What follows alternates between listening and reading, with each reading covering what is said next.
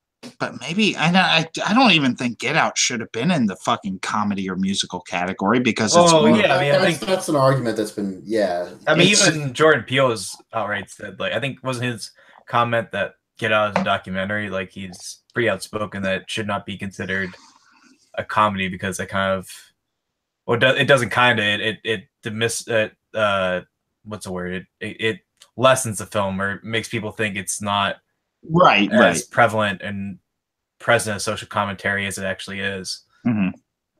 But yeah, I'm what do you guys think are like the nominees at the moment for Best Picture? I think if this Golden Globes had happened back when the Oscar So White thing was really big, that Get Out would have won by default. Well, I was just talking about like nominees. What do you think it's going to get? But what I'm getting at is that it still would have won in the wrong category. You know what I mean? Okay. I guess, but I mean, what do we think the nominees are going to be for Best Picture? That's considering the trend, the last couple of years has been to not give it 10 full nominations. It's been we have spaces for 10, but we're only going to pick 8 or 9 because we're assholes. Yeah, that bugs me because like that was like the whole thing with Gone Girl a couple years ago. Like we could have given like everyone thought that deserved a Best Picture nomination, but it got 52 votes instead of 54 votes, and we have our hands tied. It was like just give it the 10th nomination. It doesn't. Yeah. Whatever. Well, I think Get Out will certainly be nominated. Dunkirk, Lady Bird. Yeah. 3 Billboards. Yeah, it seems likely. Maybe The Disaster Artist. I think there's an okay chance of it getting a Best Picture nom. Well, if the Oscars, here's the thing. Here's the wild card, which is that if the Oscars follow the same theme as the Golden Globes did, with like we're really outspoken about women being harassed in Hollywood, they might not even invite James Franco to this fucking thing. Well, they're voting now. I think the voting ends on the 15th. Today's the 10th, right? I could be wrong, and I hope I'm wrong, because for me, I think the most entertaining moment that the Oscars has potentially for me this year is having Tommy Wiseau go up on stage, which could end up not happening. But yeah, now that James Franco is an accused sex pervert, I don't know. I don't know if they're just gonna. It'll be interesting to see where this goes. All I want from the Oscars this year is for Roger Deakins to get his motherfucking Oscar. I will agree with that. Yeah, absolutely. Yeah, no, Roger Deakins is it's time. He's been nominated enough times. It's fucking time for him to have an Oscar. He's a legend. He's absolutely a legend. I mean, the biggest factor is he going up against Emmanuel Lubezki this year? I don't think so. So he pretty much has in the bag, right? Because that's like been the last couple of years. He keeps losing to Emmanuel Lubezki. So if he's not in the race, then it's basically his award, right? I think so. Yeah. Let me look really quick here. I don't think Lubezki's did anything this year. What about Hoytema? Was that his name? Oh, the Nolan guy. The guy who did Interstellar and Dunkirk. Yeah. Yeah. I mean, Dunkirk is the only one I can see. What? He isn't just a Nolan guy. He did work. He's done work. Well, yeah, but I meant like he was going to be nominated for Dunkirk this year, right? I don't think he's done high-profile films, as far as I can tell, that would get nominated. He did Her, didn't he? Despite I mean, for this year. Yes. Yeah, this year he did Dunkirk. I can see maybe that between Dunkirk and Blade Runner, one of them is going to sweep the technicals and one of them is going to get cinematography. I think Dunkirk's probably a shoe-in for like sound. I don't know if it's sound mixing or sound editing. I get them mixed up, but sound editing is creation of sound. Sound mixing is how they blend together. Dunkirk, they did all the sounds like in studio, so I guess it's sound mixing. Yeah. So it's basically a shoe-in for that. Well, it's editing and mixing are generally both go to the same movie, right? Because I don't think people can tell the difference either. Right. Well, like I don't know. Like I remember, like 1 year, like a Bourne movie won, and then like another year, I think it was like a drama. So I don't know. Like sometimes they get. Yeah, but I think in the history of the Academy, it's been less than 8 times that went to 2 separate movies. Right. But I see what you're saying. Yeah. Yeah. I mean, I would say for now, like I mean, definitely for sound mixing, it seems to be Dunkirk. I don't know if sound editing is going to be Dunkirk or not, but so sound mixing is like the gaffing, like the literal like making the sounds and stuff like that. Like those guys that are in the studio and they do like the like. I think editing is the creation of the sounds. Right, like that's putting it into the film and like making it sound. And then mixing is how the sounds blend together in the film. Welcome to Film School 101. Yeah, I was about to say, like, what? No one cares. Oh shit! What? Well, no, it's interesting. It is an interesting thing, but I'm just saying, like, you know, this is the third time in the conversation you've tried defining both sound mixing and sound editing. You know, and I was like, at this point, like, it's like beating a dead horse. Like, sure. Yeah, but what does the beating of the dead horse sound like? Well, we're talking yeah, about. That's true. Well, if no one's around the beating of the dead horse, does it make a sound? If it's Depends shared on how from well it was edited and Subway, mixed. Right. So, I don't know. well, fair enough. Yeah, fair enough. Yeah. Is that where we end the podcast? Or? So this has been the end point. Is this the end? Sure, fine. Here we go. Oh God, my phone is. I gotta go.